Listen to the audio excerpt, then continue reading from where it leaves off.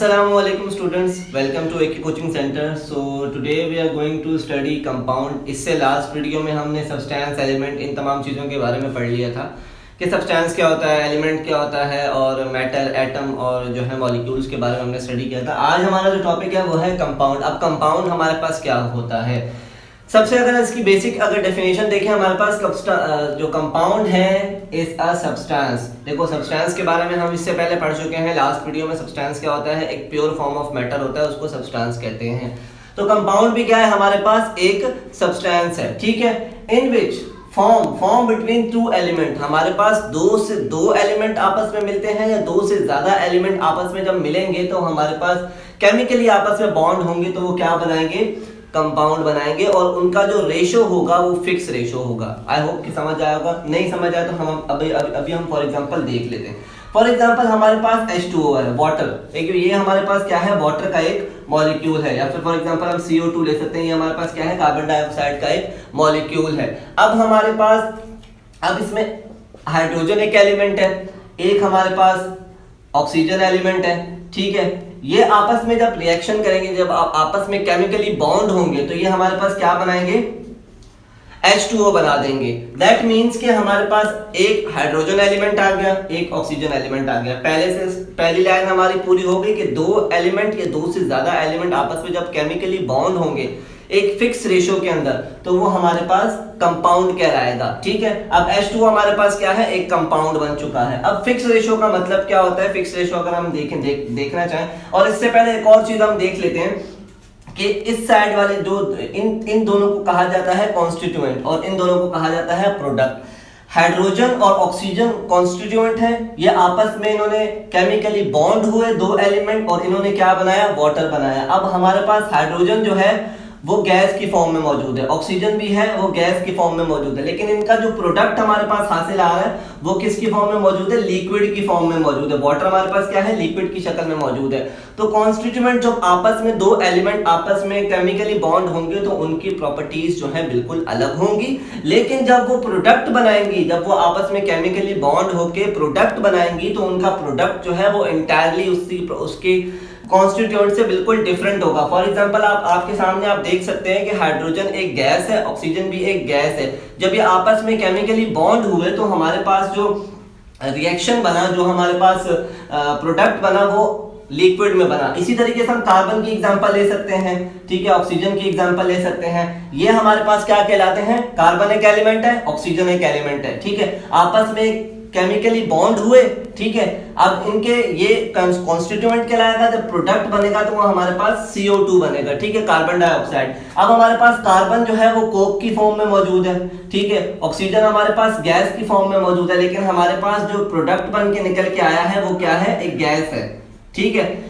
तो कॉन्स्टिट्यूएंट की प्रॉपर्टीज अलग होंगी, इंटायरली डिफरेंट होंगी, लेकिन जब वो मिलके प्रोडक्ट एक बनाएंगे तो उसकी प्रॉपर्टीज जो है बिल्कुल वो डिफरेंट होंगी। अब आई होप कि ये समझ आ गया होगा कि दो या दो से ज्यादा एलिमेंट जब आपस में केमिकली बॉन्ड होते हैं तो वो एक कंपाउंड बनाते हैं एक फिक्स रेशो के अंदर। और जो कॉन्स्टिट्यूएंट होते हैं, जो दो एलिमेंट होते हैं, उनकी प्रॉपर्टीज जब वो रिएक्शन केमिकली बॉन्ड होने से पहले उनकी प्रॉपर्टीज बिल्कुल अलग होंगी, और जो केमिकली बॉन्ड होने के बाद जो प्रोडक्ट निकल के हमारे पास आएगा उसकी प्रॉपर्टीज बिल्कुल डिफरेंट होंगी। अच्छा, एक और चीज है हमारे पास फिक्स रेशो का, यहाँ पे एक जो है जिक्र हुआ है कि फिक्स रेशो हमारे पास क्या होता है। फिक्स रेशो फॉर एग्जांपल अगर हम हाइड्रोजन लेते हैं, ये वाटर ले लेते हैं, वाटर का एक हमने ये एक कंपाउंड ले लिया। अब हमने देखना है कि इसका फिक्स रेशो क्या होता है, ठीक है। हाइड्रोजन का जो एटॉमिक मास होता है वो हमारे पास होता है, एटॉमिक नंबर होता है वो 1 होता है, ठीक है। तो 1 मल्टीप्लाई बाय 2 प्लस ऑक्सीजन का जो है वो 16 होता है, ठीक है। अब यहाँ हाइड्रोजन के दो मॉलिक्यूल्स हैं, दो हाइड्रोजन है, तो हमने इसके साथ 2 लगा दिया, 2 1 2 और प्लस 16। अब यहाँ पे हम इसको और जो है ना सिंपल कर सकते हैं, 2 1 2 2 8 16। दैट मीन्स के जो हाइड्रोजन हमारे पास जो ये जो वाटर मौजूद है, ठीक है, 1.8 के रेशो में हर जगह मौजूद होगा। अगर ये वाटर हमारे घरों में जो आता है वो उसका रेशो भी 1.8 ही होगा। बारिश का जो पानी आता है उसका जो रेशो है वो भी 1.8 ही होगा। और जो समुद्र में पानी है, दुनिया में जहां जहां वाटर मौजूद है उसका रेशो हमारे पास क्या रहेगा, 1.8 ही रहेगा। आई होप कि ये समझ आ गया होगा आपको। दूसरा हम देख लेते हैं कार्बन के बारे में। कार्बन का जो है अगर फॉर एग्जांपल कार्बन डाइऑक्साइड अगर हम लेते हैं तो कार्बन डाइऑक्साइड का जो एटॉमिक है वो है 12 प्लस हमारे पास ऑक्सीजन यहाँ कितने हैं, 2 हैं। ऑक्सीजन का एटॉमिक मास क्या होता है, 16, ठीक है। जब ये 12 का 12 आ जाएगा, ठीक है, 2 16 32। अब इसको हम मोर जो है वो काट सकते हैं, 3 प्लस 3:8। ये हमारे पास कार्बन डाइऑक्साइड का जो है फिक्स रेशो है। अब जहां जहां दुनिया में कार्बन डाइऑक्साइड मौजूद होगी हमारे पास, वो 3:8 फिक्स रेशो के अंदर हमारे पास मौजूद होगी। अच्छा, ये बात तो आपको समझ आ गई कि कंपाउंड क्या होता है। कंपाउंड एक सब्सटेंस है, ठीक है। 2 एलिमेंट या 2 से ज्यादा एलिमेंट जब आपस में केमिकली बॉन्ड होते हैं तो तब ये जो है हमारे पास सब्सटेंस बनाते, कंपाउंड बनाते हैं, और इनका एक फिक्स रेशो होता है। फिक्स रेशो के बारे में भी हमने डिस्कस कर लिया। एक और चीज हमारे पास मौजूद होती है, अब कंपाउंड्स की भी टाइप्स होती हैं, ठीक है। Types of compound. अब हमारे पास कुछ होते हैं वो आयोनिक कंपाउंड होते हैं और कुछ होते हैं वो कोवलेंट कंपाउंड होते हैं। आयोनिक कंपाउंड क्या होते हैं, आयोनिक कंपाउंड में हमारे पास जो इलेक्ट्रॉन्स हैं, जो आपस में जो बॉन्ड बन रहा है, उसमें फॉर एग्जांपल हम NaCl की एग्जांपल ले सकते हैं, सोडियम क्लोराइड की एग्जांपल ले सकते हैं। इस सोडियम के पास जो एक इसके आउटर मोस्ट शेल के अंदर जो एक इलेक्ट्रॉन है वो फ्री है, और इस क्लोरीन के पास आउटर मोस्ट शेल में 7 इलेक्ट्रॉन है। दैट मींस कि उसको एक इलेक्ट्रॉन चाहिए अपना ऑक्टेट कंप्लीट करने के लिए। ये जो सोडियम है अपना इलेक्ट्रॉन प्रॉपर तरीके से डोनेट कर देगा और उसकी वजह से इसका जो है ऑक्टेट कंप्लीट हो जाएगा। सोडियम जो है हमारे पास वो प्लस में आ जाएगा डोनेट करने की वजह से, और क्लोरीन पे हमारे पास माइनस का साइन आ जाएगा।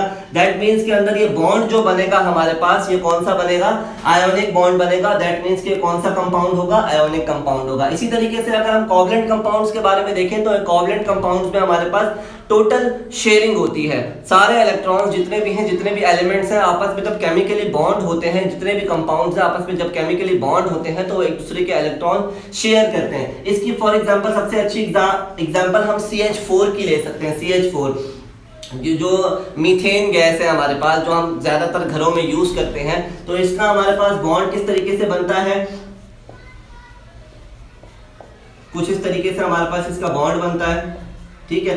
अब ये जितने भी इलेक्ट्रॉन्स हैं, कार्बन के ऑक्सीजन के, कार्बन के ऑक्सीजन के, कार्बन के ऑक्सीजन के, ये दोनों एक दूसरे के इलेक्ट्रॉन्स जो है वो शेयर कर रहे हैं और अपना जो है ड्यूप्लेट और ऑक्टेट जो है कंप्लीट कर रहे हैं, ठीक है। आई होप कि आपको कंपाउंड समझ आ गया होगा। कंपाउंड हमारे पास क्या है, हमने इस वीडियो में ब्रीफली डिस्कस किया कि कंपाउंड की टाइप्स कितनी होती हैं। 2 टाइप्स है, आयोनिक कंपाउंड, कोवलेंट कंपाउंड। उसकी एग्जांपल्स भी आपको दे दी हमने। इसके अलावा कंपाउंड के बारे में ये भी बता दिया कि जो है दो या 2 से ज्यादा एलिमेंट आपस में जब केमिकली बॉन्ड होते हैं एक फिक्स रेशियो के अंदर, तो वो हमारा है कंपाउंड कहलाता है। उसकी एग्जांपल भी करके आपको दिखा दी। और जब 2 कॉन्स्टिट्यूएंट आपस में केमिकली बॉन्ड होने से पहले उनकी प्रॉपर्टीज बिल्कुल अलग होती हैं, जब वो आपस में एक प्रोडक्ट बनाते हैं तो उसकी प्रॉपर्टीज बिल्कुल अलग होती हैं। सो आई होप कि आपको कंपाउंड समझ आ गया होगा। इंशाल्लाह नेक्स्ट वीडियो में हम और भी आगे के टॉपिक्स लेके आएंगे। अगर इस वीडियो में अगर आपको कोई भी प्रॉब्लम है, कुछ समझ नहीं आया, तो आप कमेंट सेक्शन में लाजमी पूछ सकते हैं। तब तक के लिए अल्लाह हाफिज।